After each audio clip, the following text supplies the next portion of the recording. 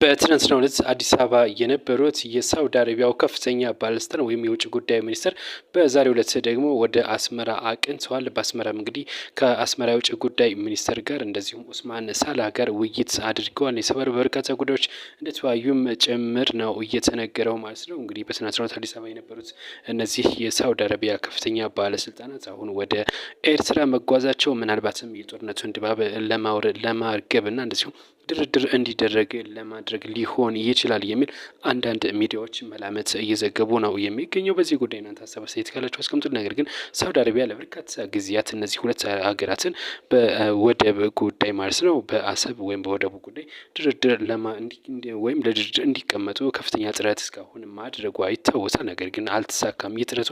አሁንም እንግዲህ ምናልባትም ያንን ለማድረግ ይሆናል ተብሎ የተነገረ ነው የሚገኘው። አዳዲስ መረጃዎች ነርሳችሁ ደግሞ ሰብስክራይብ አድርጉ። ሌሎች መረጃዎች ይዤ እመለሳለሁ። አብራችሁን ሁኑ።